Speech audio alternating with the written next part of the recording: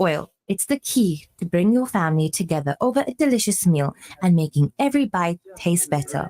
Remember, the key ingredient to a great family meal is sunflower. Tradition just tastes better. Did you see the lunch deal happening at Nando's Saxony Westwood Mall? Gee, I did. What's a great deal? We should order. Absolutely. I mean, Nando's are the OGs when it comes to flame grilled goodness. Definitely the brand you can trust. Nando's Saxony Westwood Mall is NIHT approved and brings you the freshest ingredients, memorable taste and flavors so enticing it'll make you come back for more. We deliver. Order one of our delicious platters. So place your order now on 031 266 2493. Nando's, fired up at the Saxony Westwood Mall. Transform your space with exquisite pieces from Bulbous Furniture. We stock a wide range of stylish furniture and appliances from the world's biggest brands. We offer the best deals on beds, headboards, home furniture, and home appliances. Visit one of our lifestyle superstores in Pietermaritzburg, Newcastle, or Ladysmith and immerse yourself in everything your home needs, or shop online at www.bowersfurn.com with quick and efficient delivery to you. If somebody gave you 500 right now, what would you do with it? I'd actually buy groceries. Buy myself a cologne. Probably full fuel, petrol. If somebody gave you 500 right now, what would you do with it? Online shopping. Honestly, I would get groceries for the family as well. If somebody gave you 500 right now, what would you do with it? I would spend it on my kids. That would contribute towards my lights and water bill. I'd put petrol in my car. Online shopping. Put it towards school fees. If somebody gave you 500 right now, what would you do with it? I don't know. I have no idea. You don't have to decide now. Enter the brain squeeze on the Breakfast Rush. Win, and you can decide later. The views and opinions expressed by the guest and presenters of Radio Al Ansar are not necessarily the views and opinions of Radio Al Ansar and the Al Ansar Foundation. The Breakfast Rush, brought to you courtesy of the Willow Tin Group, at the forefront of innovation, and one of the leading competitors in the South African FMCG market. It's coming up for 15 after 7. In today's interview, we focus on a critical development in South Africa's political landscape. The Constitutional Court's decision to hear the Phala Phala farm matter on November 26. The case centers on allegations against President Cyril Ramaphosa related to the theft incident at his Limpopo estate. The African Transformation Movement and the Economic Freedom Fighters have been vocal in their calls for accountability, seeking to revive an impeachment inquiry against the president. Joining us on the program this morning is African Transformation Movement spokesperson ZAMA NTSHONA. Good morning and welcome to the Breakfast Rush. Good morning to you and the viewers. The Constitutional Court's decision to hear the Phala Phala farm matter has been described as a turning point. What do you believe? Why do you believe this is such a significant moment for South African governance? Thank you so much. When you look at the sixth administration, unfortunately, in fact, going back beyond that, you would see that most often than not, the majority in parliament would abuse the processes, even if they do not take time to actually look at the issues that are brought forth. They could just muscle their way through and actually use majority to actually undermine democracy. In the sixth administration, one of the things that we saw, though the Section 89 impeachment, Section 89 independent panel actually found out that there was prima facie evidence that the president had violated Section 96, subsection 2A on other paid work. The president had violated Section 34 of PRECA, subsection 1 on reporting, and also did not take owners, as Section 34, subsection 4E prescribes that the owner of the accounting officer is the owner of the closed corporation. He also violated president also violated Just when it came whilst we're watching that.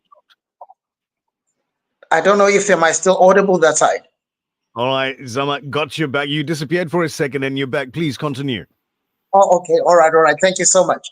All right. The other issue was the issue of conflict of interest and the issue of issuing of an unlawful instruction. Now, the independent panel in all four accounts, now note, this is an experienced judge.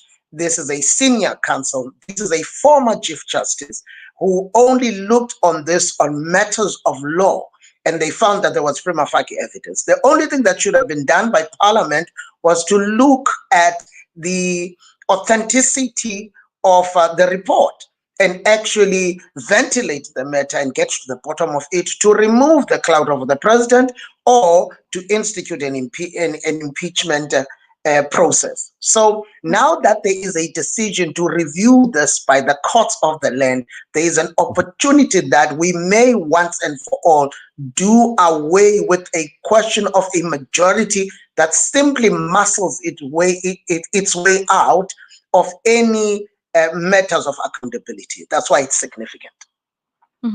Now, one of the most serious allegations against President Ramaphosa is that of concealing foreign currency at his private residence.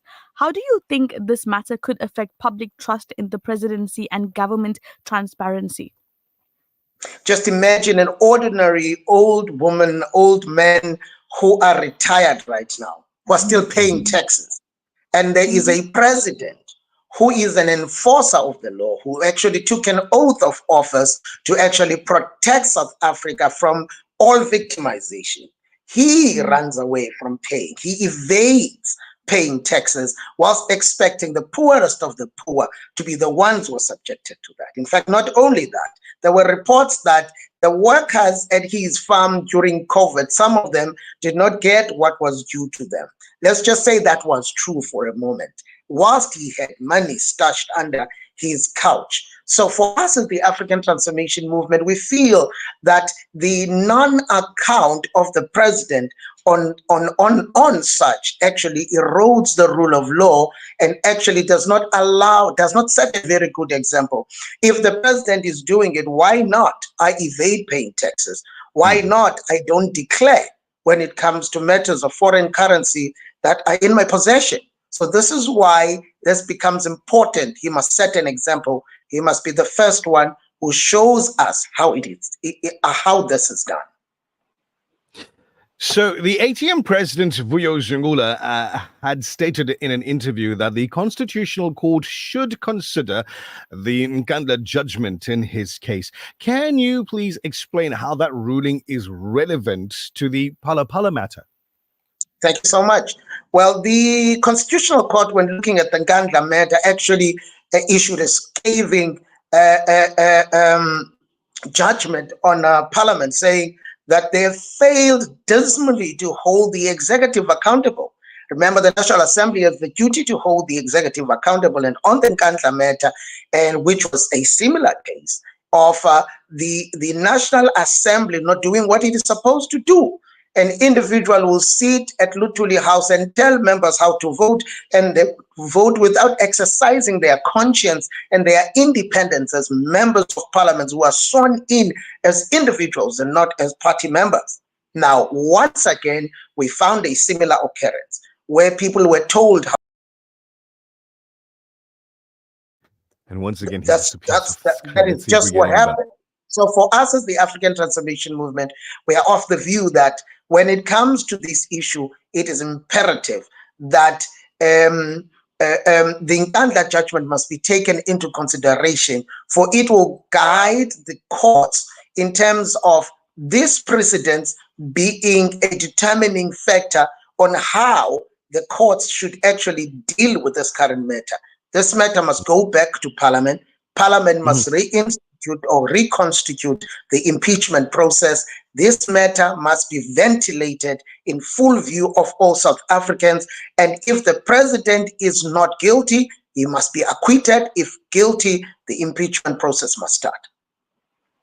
Spokesperson for the African Transformation Movement. This is ZAMA NTSHONA on your screens with me right now, inside your radio sets as well. Mr. NTSHONA, thank you so much for your time this morning. We're looking forward to catching up with you once again at the end of November, maybe the beginning of December, as the ball, as I say, rolls with regard to this Phala Phala matter. We'll catch up with you at that point. Thank you so much. Much appreciated. We look forward to that. Looking forward to it. Have a blessed day. And that is your chance now to hopefully win 1,000 Rand courtesy of our chief sponsor, the Willerton Group. They're putting money up for grabs somebody that sent us a message a little bit earlier with regard to answering that question. What would you do if somebody gave you cash money? Yeah, loads of you did send through answers. Somebody is going to play the game. Breakfast Rush.